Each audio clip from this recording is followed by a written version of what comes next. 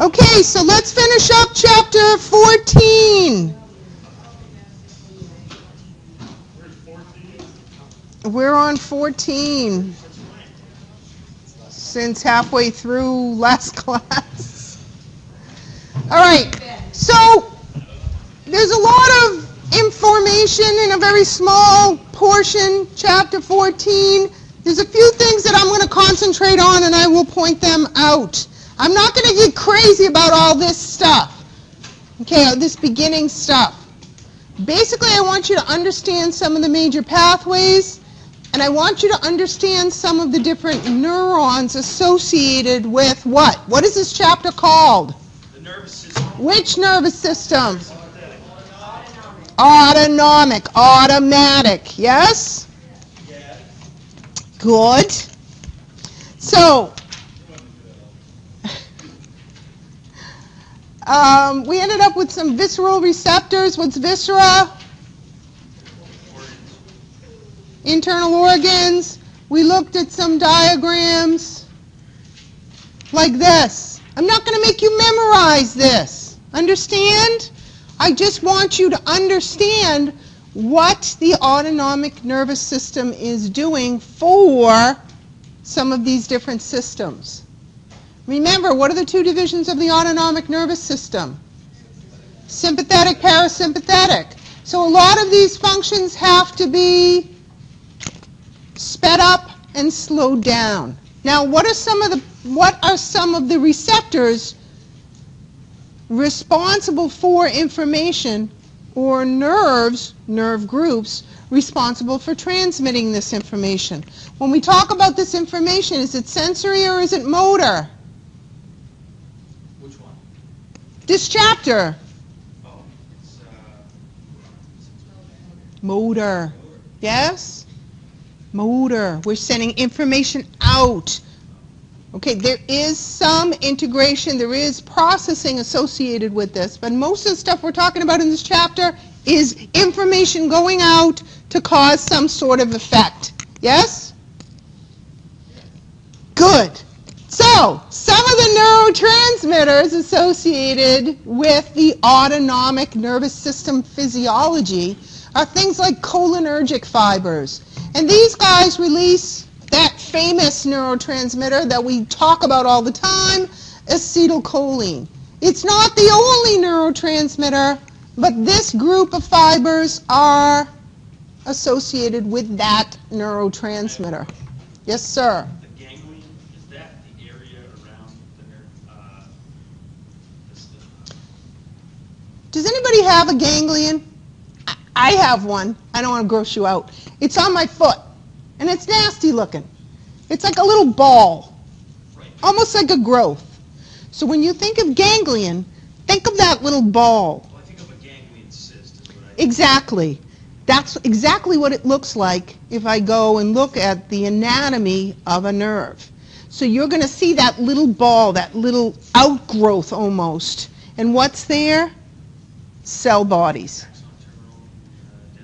Well, there always has to be some sort of terminal and dendrite, but there we're going to have a little bit of relay, a little bit of processing. Reason being is because in the book it kind of like shows like the axon terminals, and then it shows the other body, and then it shows the acetylcholine, and then around it it says ganglion. So I was wondering if in that specific area. Which one are you talking about? 526. 526. Wait. It's on 14.2. Yeah, and the ganglion, what's in that little circle that we see as the ganglion? 14.2. Acetylcholine. Oh, it's actually right here. The cell body. Yeah. And maybe Do you see what I'm saying? yeah. So that cell body, that's where we're going to reach. That little outgrowth is going to have a lot more cell bodies, and those cell bodies are going to do a little bit of processing and relaying before it enters into the central nervous system. Because as I was reading it, you come across it, and I never quite just Understood what a ganglion was? ganglion. Now it's like, You get it? yeah. So that's showing you the area where we're sending message and it's going to hit a group of cell bodies for processing before it continues on its path. All right, where were we? Sorry. All right, so we have cholinergic fibers, acetylcholine associated with them, parasympathetic postganglionic axons after the what? The ganglion. Yes? So we have axons after those ganglions at the effector synapse. So those axons are then going to go from that ganglion, that center where they're being transmitted from or passed on from, and they're going to cause some sort of effect. Adrenergic fibers release a neurotransmitter called norepinephrine, NE. Most of our sympathetic postganglionic axons, sympathetic are what? Speed up. Parasympathetic is slow down. So most of the sympathetic postganglionic, after the ganglion send the message to, are these type of receptors or neurons. Exceptions: sympathetic postganglionic fibers secrete acetylcholine at sweat glands. So that's the exception to this rule. So if I tell you we have a bunch of parasympathetic postganglionic axons at an effector synapse, and I ask you to choose which type of fiber is there, you're going to pick cholinergic. Yes? And again, this diagram, can't remember what page it was on, 5 something or other, shows us a picture of some of these guys.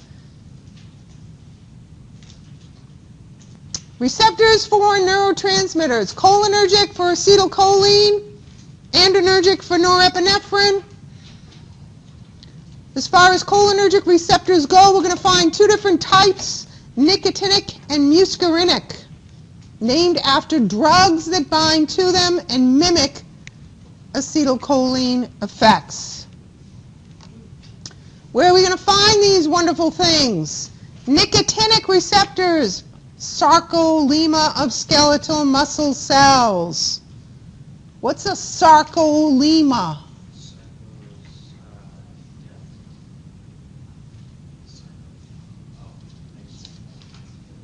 Any guesses? No, I don't think that. It has to do with muscles. It's the fancy name for the plasma membrane around a muscle cell. Yep. And where the neuron meets that plasma membrane, we call it the NMJ. Any guesses? Neuromuscular junction. We're going to talk about this after we finish up the nervous system. So, all postganglionic neurons, sympathetic and parasympathetic, are nicotinic and hormone-producing cells of the adrenal medulla. The adrenal medulla is a group of glandular material that sits on top of the kidneys. When we talk about the endocrine system, we're going to talk about it and what it does for a living. The effect of acetylcholine at nicotinic receptors is always going to be stimulatory, cause something to happen, not the other thing that the nervous system can do. What's the other thing it can do? Stop or inhibit. So this is always going to be a stimulatory response. Opens ion channels, depolarization of the postsynaptic cell. Everybody should understand at this point, and if you don't, slap yourself really hard and then go learn it. You should understand everything there is to know about how a nerve impulse takes place. All of the players, the neurotransmitters, the receptors, the ion channels, the chemically gated channels versus the voltage gated channels. Thank you. Where they are located and what their function is. You need to know that. So, yeah, and that's chapter 11, because what happens at this point sometimes is we forget chapter 11. No, no, no. Chapter 11 is also extremely important for you to understand and know. So I hope you haven't forgotten Chapter 11 in these past couple of weeks. Okay? Table on page 534 shows us these two guys, gives us some breakdown. Two major classes of adrenergic receptors. We have alpha and we have beta. Now, depending on which subclass of receptor predominates on the target organ is what effect we're going to have of norepinephrine. Some drugs, and we start talking about that on page 535. Atropine targets some of these very specific nerve groups. And atropine is what we call an anticholinergic, and it's going to block any muscarinic release of acetylcholine. Anybody ever get atropine? Have you ever heard of it before? I have heard of it. You have heard of it. Sometimes when you go into surgery, they give it to you? Knock you out? No. Oh, maybe for... Not to make you forget either. What's one of the things that... cause paralysis? No. What's one of the things that happens sometimes when someone is given... why can't I think of the word? Anesthesia. Thank you very much. My sister does this all the time. She's got the weakest stomach. She's such a wimp. They get nauseous. And when you get nauseous, what's one of the things that happens? You start salivating excessively. And that sort of increases that nausea and that nauseous effect. So atropine is given to decrease what? Saliva gland production, to help decrease that nausea. Is that what's in, is that stuff there you quote? Dramamine. No, I don't think it's atropine, but it Help stop nausea. yeah, it helps decrease that effect. That probably stops the salivation so you don't aspirate it into your lungs. Well, that too, but it's basically given as an anti-nausea drug. So, neostigmine inhibits what? That big, huge, long word. What is that big, huge, long word? Acetylcholine esterase. It's some kind of enzyme. What does that enzyme do? Break down acetylcholine to decrease what? When I break down acetylcholine, if it's released into the synapse, I get rid of it, what's going to happen? I'm going to stop the nerve impulse, right? But what if I want the nerve impulses to continue? What if I have a problem breaking down neurotransmitter too fast? Not allowing nerve impulses to happen at a regular rate. If I can stop that from happening, I can allow nerve impulses to happen at a regular rate. Yes?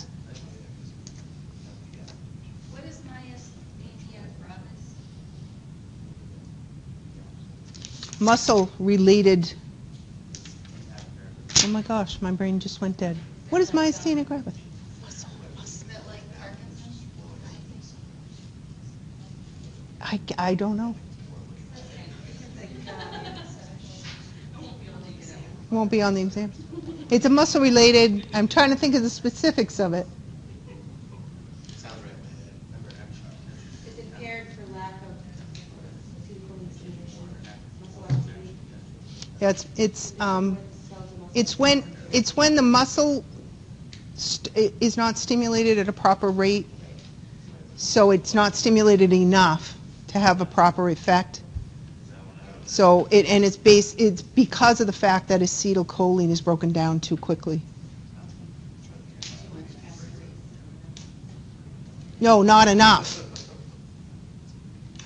Too quickly. So this is going to cause not enough. Lower the amount that's being produced. All right, some over-the-counter drugs for colds, allergies, nasal congestion are actually going to stimulate Some of those adrenergic receptors, beta blockers. Who are they going to block? Those beta receptors to dilate lung bronchioles and asthmatics, as well as other uses also related to the cardiovascular system. Yes? Yes. And some of these selected drug classes that influence the autonomic nervous system can be seen on this table.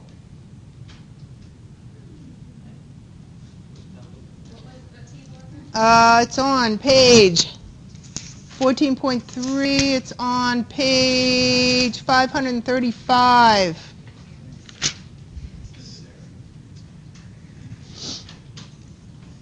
So most visceral organs have dual innervation. What's that mean? Yeah, dual action. Different receptors can stimulate or inhibit actions. Sympathetic division increases heart, respiratory rate, inhibits digestion and elimination under fight or flight or speed up for those particular divisions. Parasympathetic division is going to decrease those same guys, heart and respiratory rate, allowing for digestion and discarding of waste. So one of the reasons why we were always yelled at as kids, don't go swimming after half an hour after you eat. How come? I don't know, I always did. Yeah, we never listened. Get cramps. You might... Exactly, and if you kick the muscular system into gear and the cardiovascular system into gear and the respiratory system into gear when you go out and swim, those efforts are going to be diverted to those systems. Sympathetic's going to kick in. And we're not going to deal with the digestive end of things and elimination end of things. So that stuff's going to kind of sit there for a while, being unattended to, and can cause problems like gas and bloating and cramps. Yes? You should take a siesta, that's right.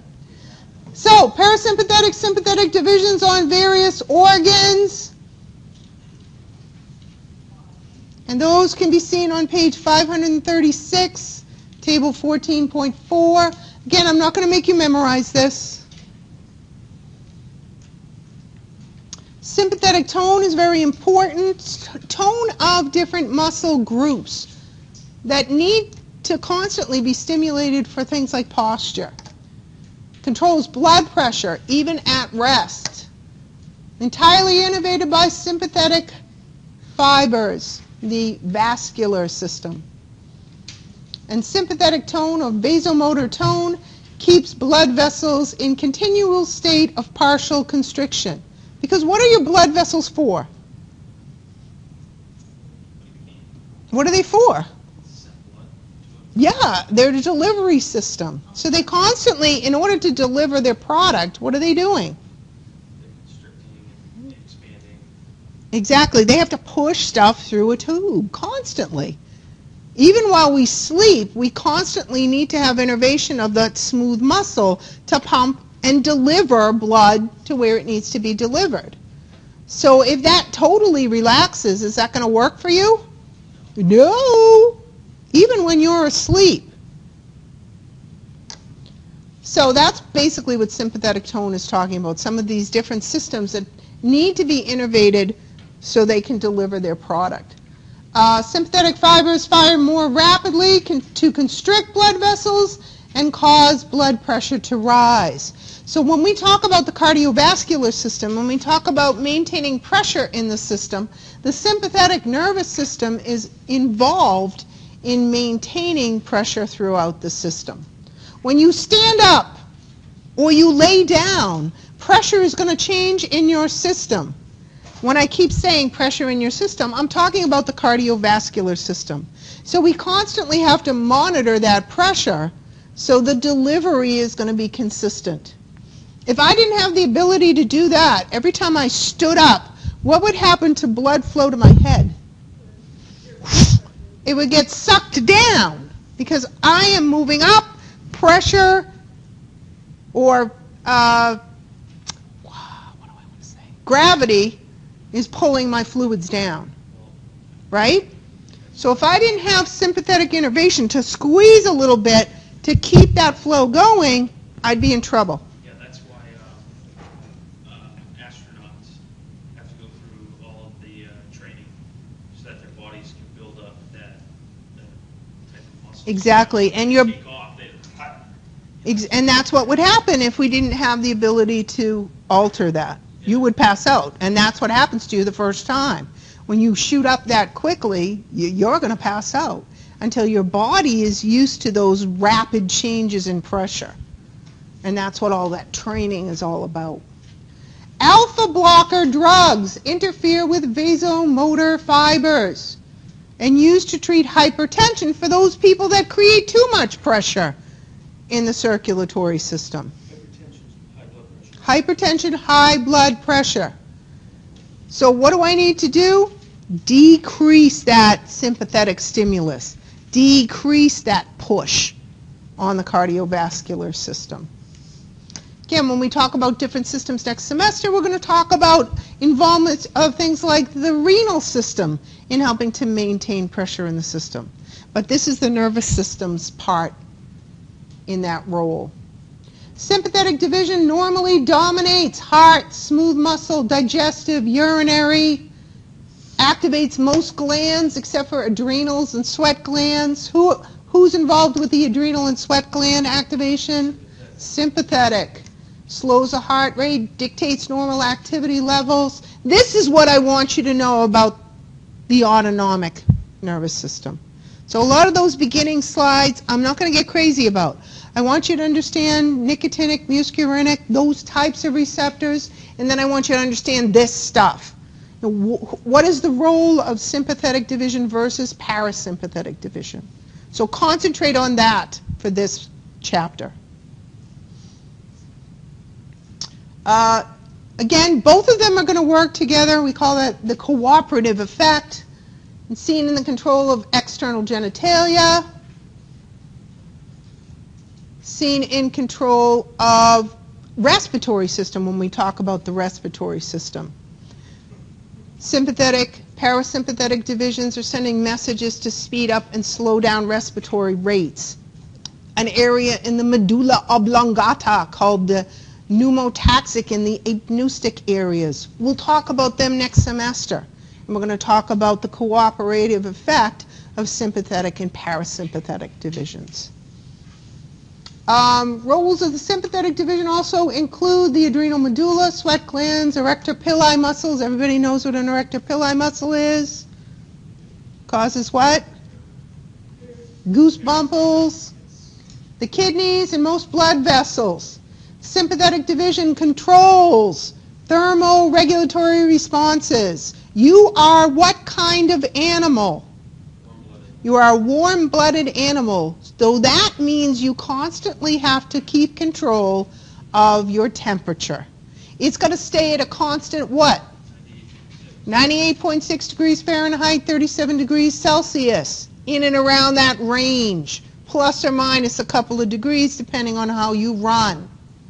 So we constantly have thermoregulation from the sympathetic division. Release of renin from the kidneys. Again, when we talk about, well, not rennet, the cheese, renin released from the kidneys, we're going to talk about next semester when we talk about something called the renin-angiotensin pathway. This is important for regulation of fluid balance. And fluid balance is important for regulating not only exchange of nutrients and waste from the cardiovascular system, but helping to maintain fluid balance is going to help with things like exchange of gases in the respiratory system, getting rid of carbon dioxide, picking up oxygen. That is very dependent on osmoregulation, regulation of fluid. So renin's going to help with that. Increased metabolic rates of cells, raises blood glucose levels, metabolizes fats, and use as fuel, or for use as fuel. So the sympathetic division is going to help increase some of these different effects to help maintain homeostasis. Heart. So yeah, let's just pick heart. Let's get back to the hermits in the bookstore. So I have to run up there. What do I have to do? Run. I have to run. Using more muscles. Using more what? So what's going to increase bottom 3? Metabolic rate. To make more ATP so I can move my muscles. If I want to make more ATP, what do I need more of? Glucose. Glucose is going to help me make more ATP at a faster rate. And then muscles actually aren't too picky as far as what they use for fuel. They don't really care whether it's glucose or fat.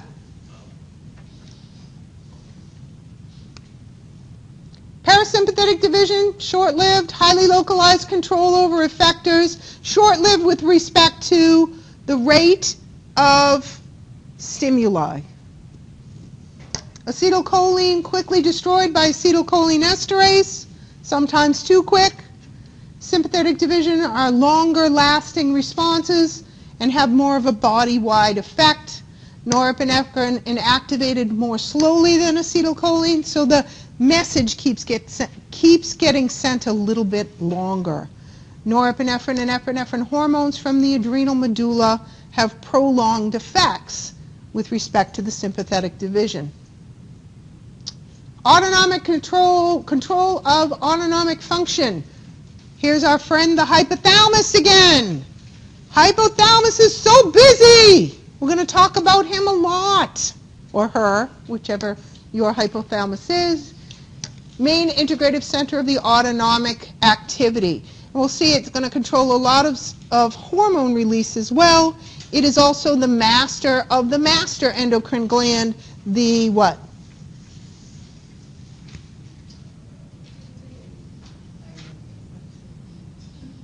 Who's the master endocrine gland? Pituitary!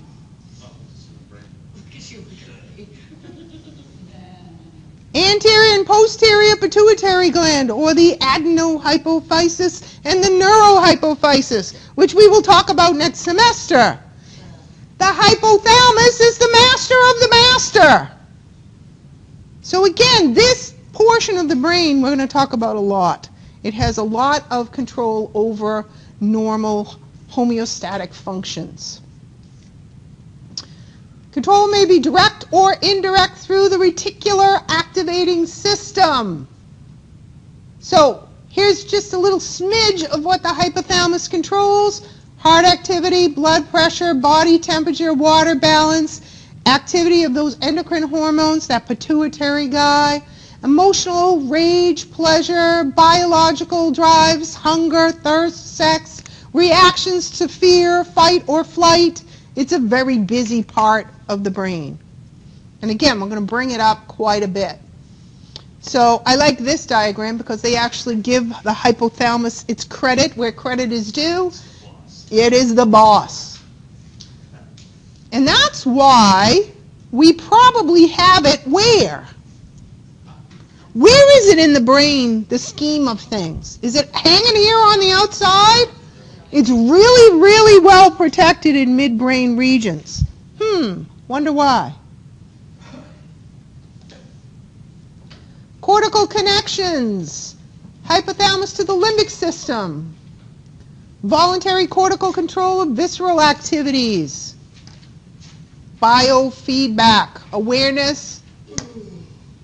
Biofeedback training can help us be more aware of some of these conscious controls that we have. Hypertension, high blood pressure, some of the homeostatic imbalances of the autonomic nervous system. So certain triggers by some of these receptors can cause problems with pressure in the system. Adrenergic receptor blocking drugs can help decrease this stimulus that we mentioned before. So it's blocking. So Yeah, that stimulus that was causing the pressure to increase, these are going to decrease that stimulus. The word, Cholinergic, acetylcholine, adrenergic, yes. Say it again.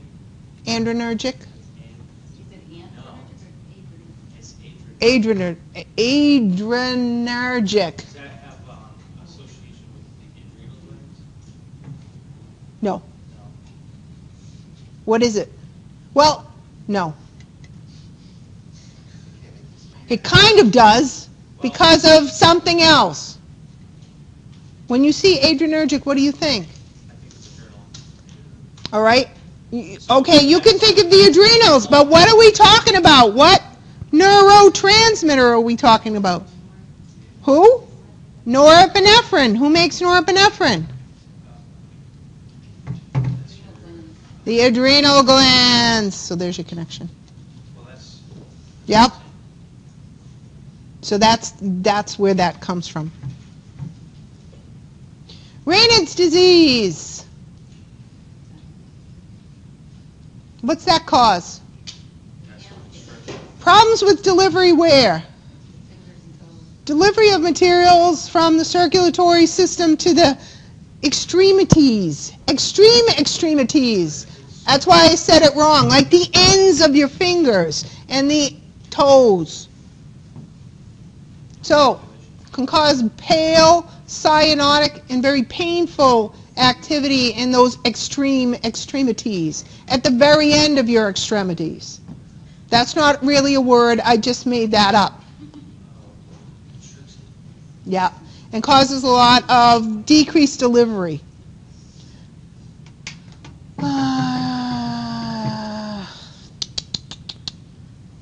Autonomic dysreflexia. Uncontrolled activation of the autonomic neurons in quadriplegics and those with spinal cord injuries above T6.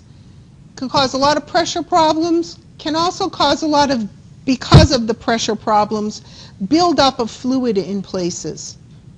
And that can be life-threatening if it blocks delivery to any major organ system. So this can result in a lot of edema, buildup of tissue fluids outside the circulatory system because of the pressure differences.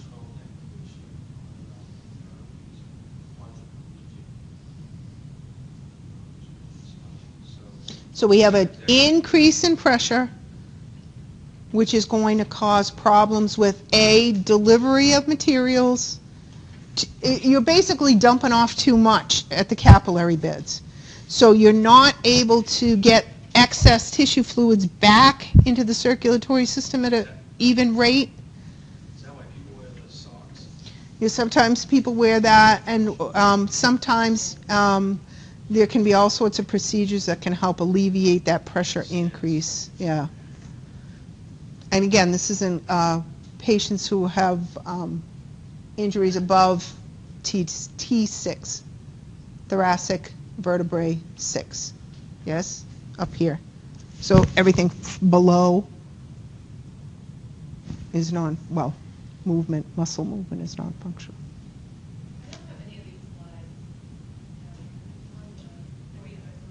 You don't? I thought I put the new one up. We're not 15. That's up. I thought I put it up. I just printed this morning and they're not on. They're not on there? Okay. I'll go update and I'll send you an email. Just this one? No, back, that one. Next, go back. So do you have this? No. You have that? No, you don't have that. Hypothalamic? Yeah. Okay. Yeah. So everything from 50 or 60 on. All right. I'll make sure I put that up. All right. Back. I think we're done.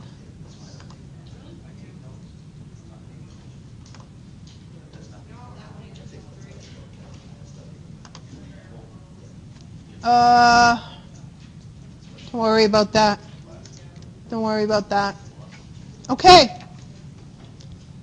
So I will put those up. Done. I will send you an email. We're done. We're not done. Let's get the flop out of here. No, we're not going to get the flop out of here because now we're going to have our clicker extravaganza. And also, I will point out, this is a special gift to you, the people that actually come to class. Yay. I will give you, the people that actually come to class, the hints for your essay questions. Yes? I am not going to post them online. I am giving them to you, the people who come to class. Do you understand?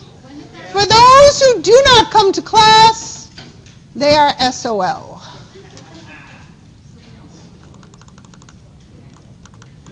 So let's do that first so we make sure we have plenty of time. So, hints for the nervous system essay questions are as follows. Picture of that? Yep. It's going to be, guys, little hint. It's going to be on the recording. Yeah. Still recording. Okay, I still want to take a picture of it. So you go look, if you don't want to hear the rest of the recording, just go look at the end. It'll be there. Okay? So draw and label a recording of an action potential. Everybody understand what that is? The little whatchamacallit with the latent period, the depolarization, the repolarization, hyperpolarization thing. Outline the levels of organization in the nervous system. What are they? What's that? What are the levels of organization in the nervous system? Like autonomic. Nervous system, the ANS. Sympathetic.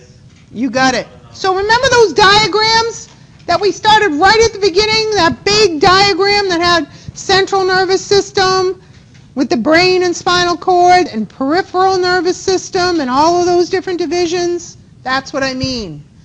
Describe the 4 brainwave frequency classes. You must. Don't just give me a list. When I say describe, write some words. Well, A sentence.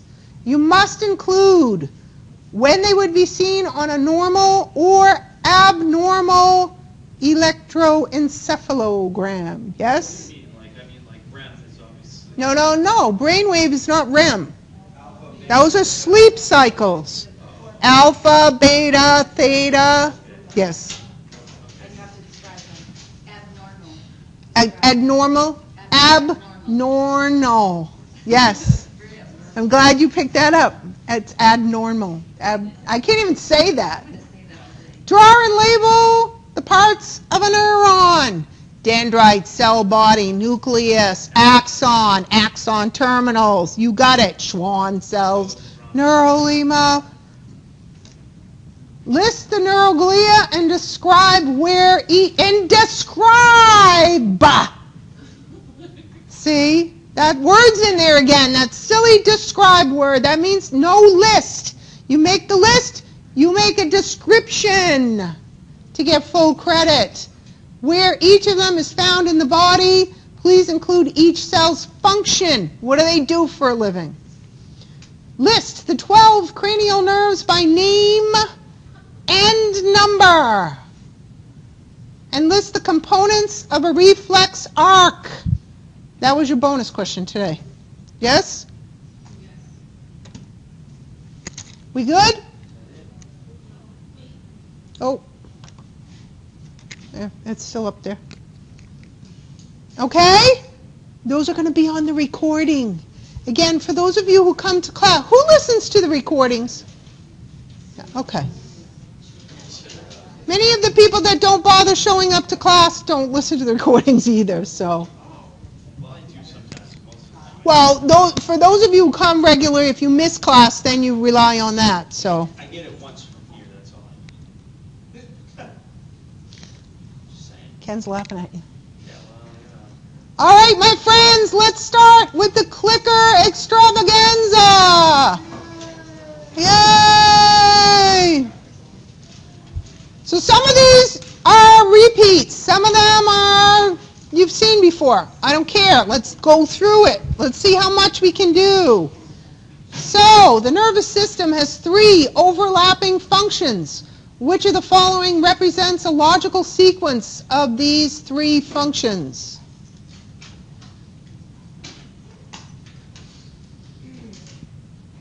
Do you have your clicker?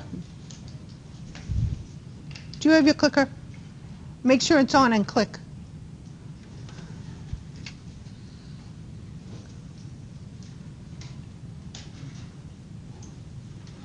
Time's going and it was almost going exactly. Everybody was pushing.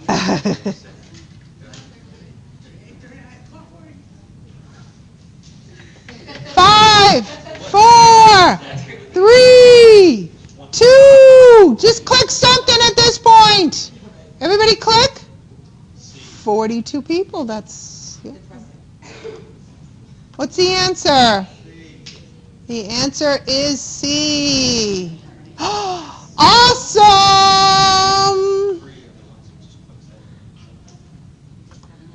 That's good. While studying for an exam, you reach for a beverage. Soda.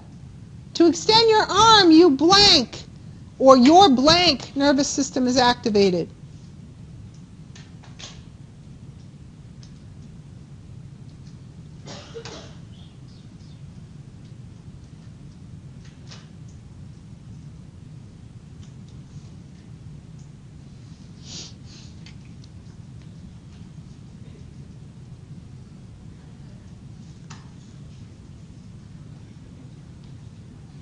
It might seem different for different people, but it's not. 5, 4, 3, 2, 1. 1. What's the answer? D. Oh, wait a minute. The answer is D. Afferent is what?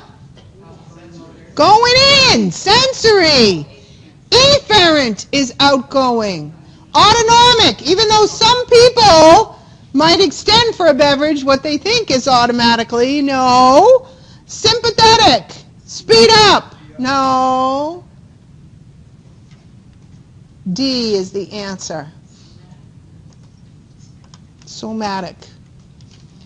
The door slams shut loudly and you flinch. After a few seconds, you realize that your heart is beating very rapidly and forcefully. This response is the result of your what nervous system?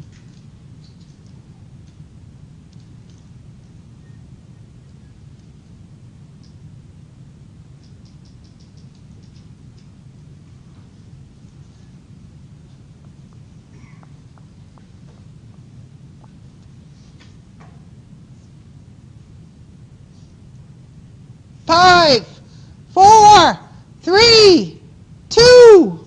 There's only 42? Did everybody click? Why did I think there was 44? What's the answer? The answer is B.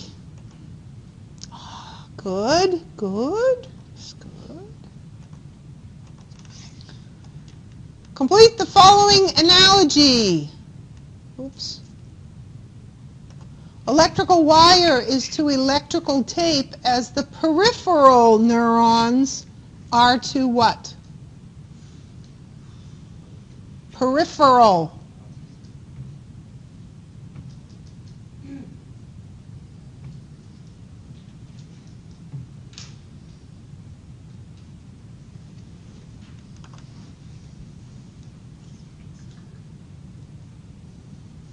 Five, 4, 3, 2, 2.5, 2 3/4. What's the answer?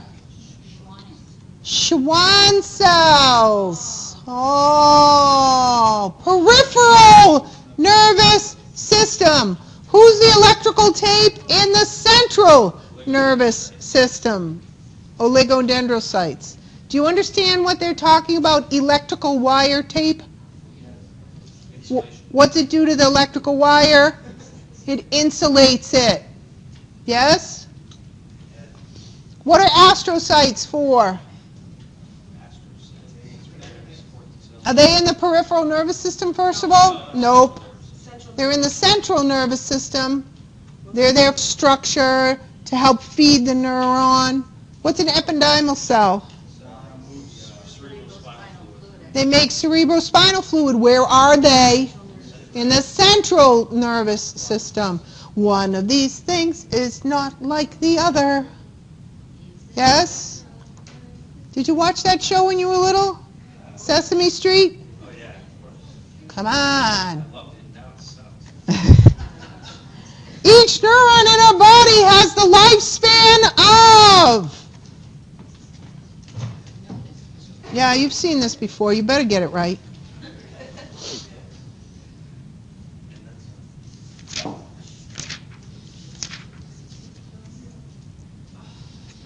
Five, 4, 3, 2, 2, 1. What's the answer? D. Woo!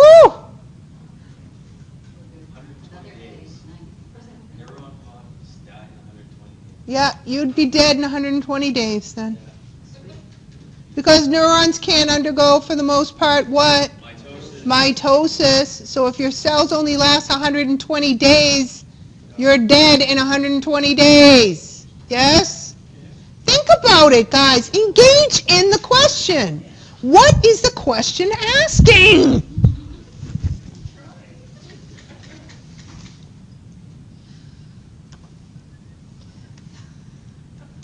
Nerves are found in the what? While tracts are found in the what? Nerves. Think about what a nerve is. The question is not neurons. The question is nerves.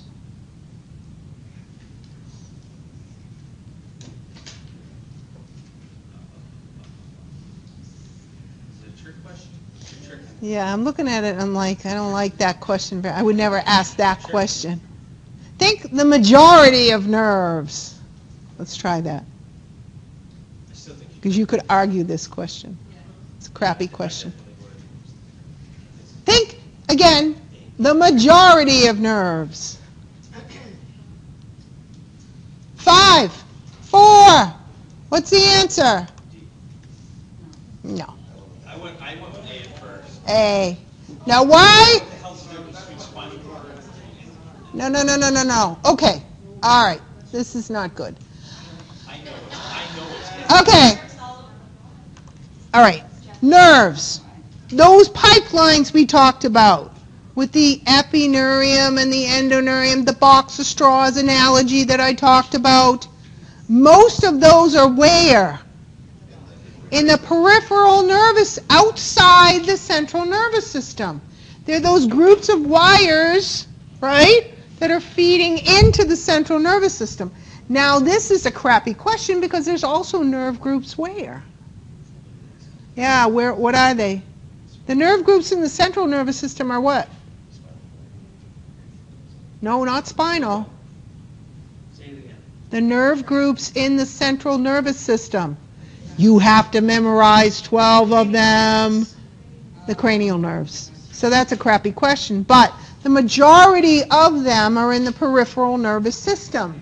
Those pathways then up for processing and out for an effect, tracts, are in the central nervous system. Would you also say that in the spinal cord are nerves and in the brain are tracts? Too? No. The brains have tracts. The brains, so does the spinal cord. I know, but I'm just saying, the spinal, also there's nerves in the spinal cord, aren't there? You tell me how many nerves are in the spinal cord. None. There's none. There's tracts, there's ganglia, there's groups of cell bodies, but we don't see those nerves, those boxes of straws. Do you see what I mean?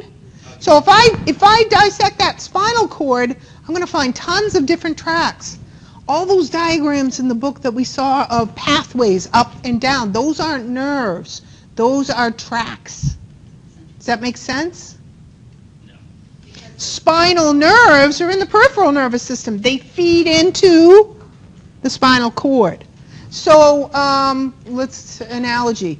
The railroad tracks that lead into the station, those are all in the peripheral nervous system, with the exception of the cranial nerves. So all those railroad tracks are outside the station. The station is the central nervous system. Sure. Make sense? Whatever. All right, after class, I'll. You don't have to. No, I want I to. answered A originally. Does everybody understand that? So in the spinal cord, we have pathways up and down. There's no neurons in there. There's no groups of neurons in the spinal cord. There's cell bodies, there's neurons, there's fibers, there's axons, absolutely. But nerve. They're grouped together as tracts. I thought a group of neurons together is a nerve. Correct. So in the spinal cord there are no. We don't have that grouping like that. There are, but they're not grouped like that. Look on page 491 in your textbook. Those are not in the spinal cord. Now, see, wait a minute, before you go on, where you flipped open, you see all the tracks. 390. No, this is 491. Okay, I've got 392 where it says, See that? bundles of neuron processes are called tracts in the central nervous system. So those wires, like in your house, feed into the central nervous system. From where? Outside. So let's get a... Trust me, I won't get it wrong again. You won't. But you understand it is, I guess, what I'm hoping. Spinal cord. Where the heck are all those spinal cord diagrams? Anyway, go look at the spinal cord tracks with all those blue and red outlines. Go look on page 469. So we see all of these pathways up and down, sensory and motor, ascending, descending, but these aren't nerves. They're tracks. Are there neurons there? Yes. Make sense? Do I get anybody shaking the head? Yes. No yeses. Yes, because the tracts are in this Right. part. They're just called different things. They're the same damn thing. They're just different. Well, no, they're not, because they're not as highly insulated and wrapped as we find in the peripheral nervous system. They don't have to be. Bundles. On with the extravaganza. But we do this for a reason, because if we run into a problem, then we want to solve the problem before we go on. Right? So, you are a scientist studying the secretory products of snail neurons. Very exciting person you are. 2, culture these neurons in a laboratory, and purify the secretory products of these neurons. Which neuron component is critical to the production of its secretory products?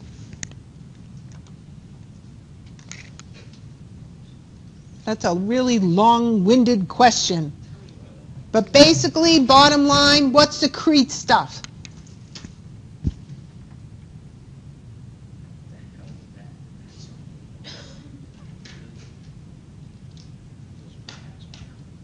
Same thing.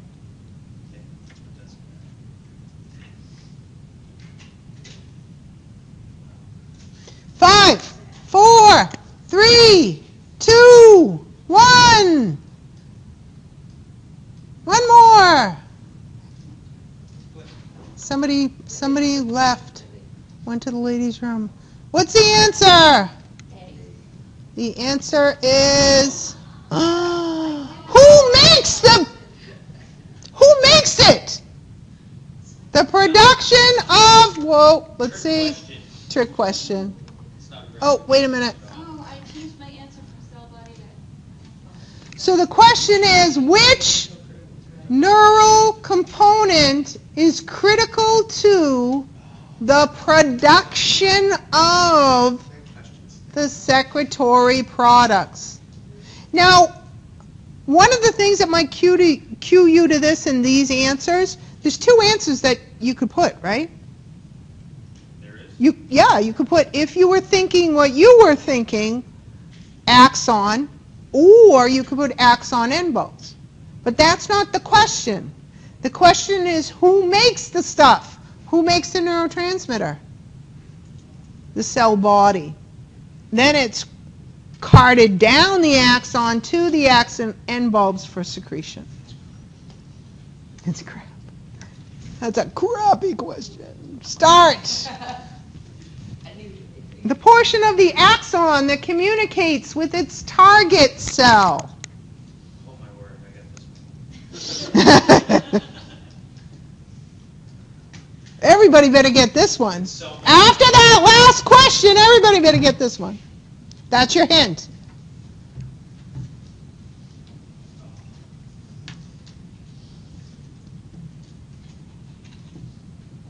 So this is kind of like the questions on the exam.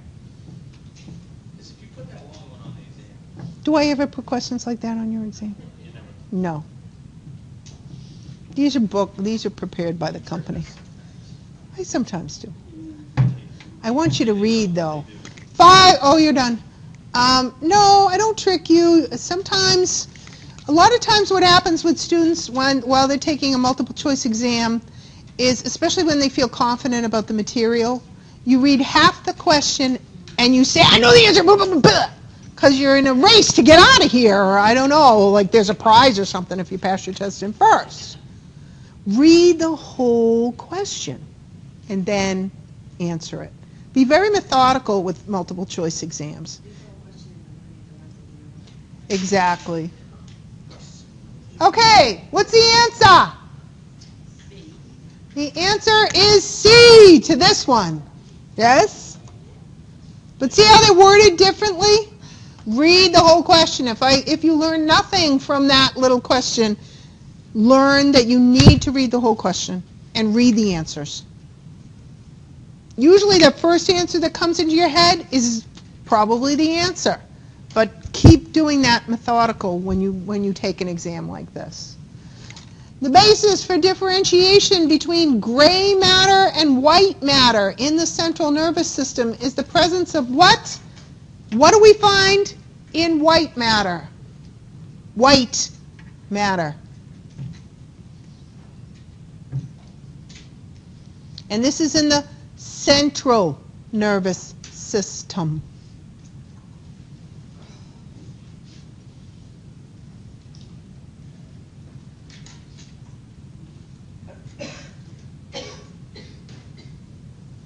Five, 4, 3, 2.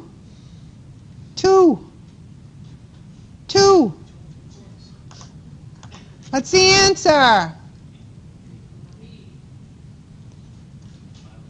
B. Let's see what we did. Okay. No ependymal cells make cerebrospinal fluid. Yes? Unmyelinated fibers are found where? Gray matter, not white matter. If you nobody put Schwann cells, which, would be, yeah, well, no, I didn't try, but, yeah, it'd be white, but it's not in the central nervous system, it's peripheral. So, B is the answer. Next, sodium ion concentration in the cytoplasm of a neuron blanks when its voltage-gated sodium channels open. So think about what causes voltage-gated sodium channels to open.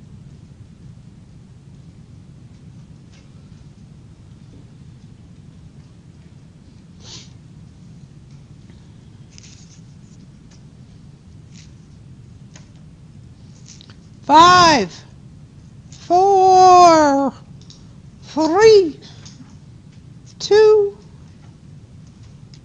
2.5, 3.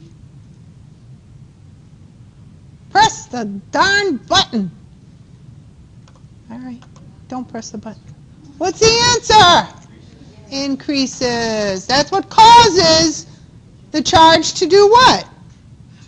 More positive. That's what's going to cause the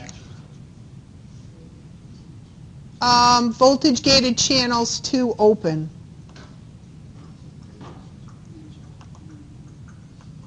If I decrease sodium concentration inside the cell, what do I do to the charge inside the cell? Make it more negative, right? Sodium is a positive charge.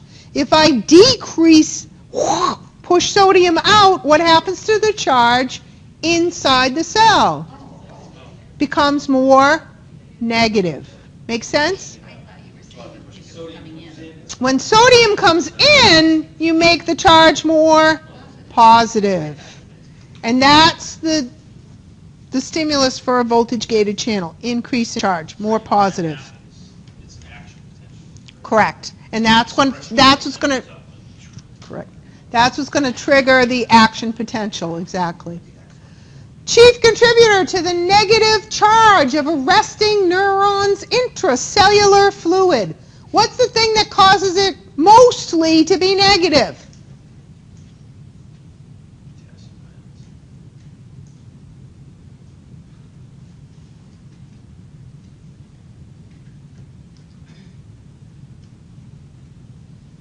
Five, 4, 3, 2. Oh, no.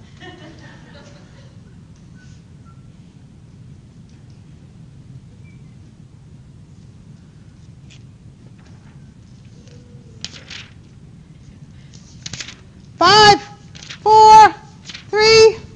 Oh, we're done. What's the answer? You sure you don't want to change your... Potassium ions have what charge? Positive. B is the answer. Potassium ions have a positive charge. Yeah, but they make the cell negative. No, they don't. What?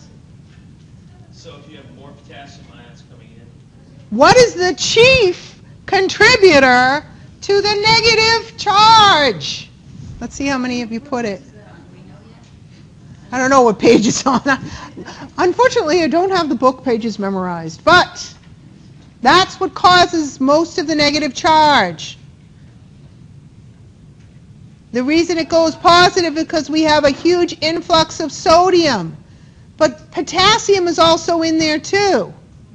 What happens to potassium? It flows out. So you would think the charge would be equal, but more sodium is going to flow in than potassium flows out. Page 397. Page 397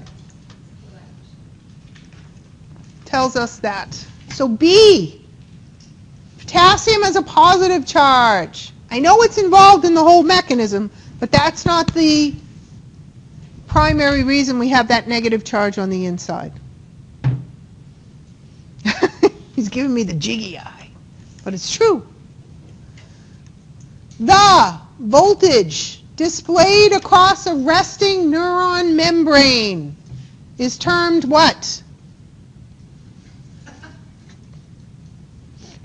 A membrane at rest is what?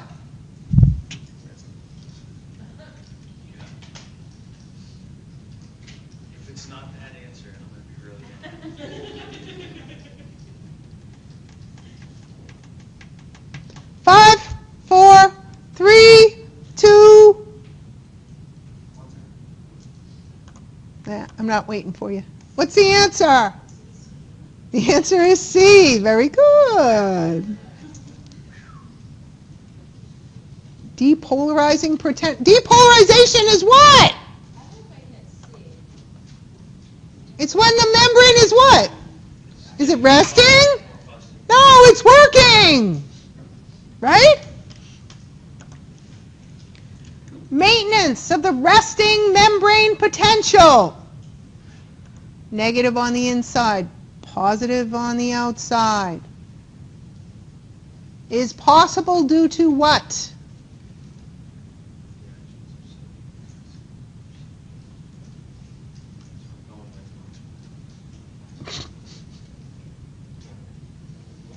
Five, 4, 3, 2, 1. the answer? B. The answer is B. Very good. There is no E. Bless your heart, both of you. The point at which the all or none principle of action potential generation is reached is termed the what?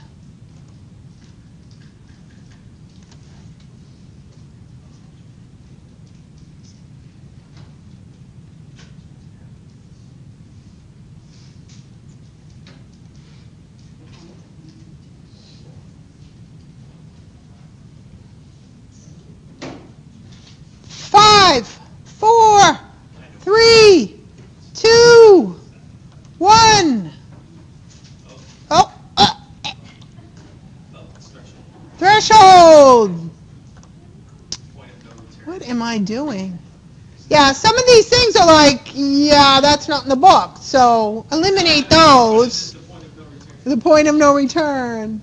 And one more. Stronger stimuli are interpreted when the central nervous system receives what action potentials? Stronger stimulus are interpreted when the central nervous system receives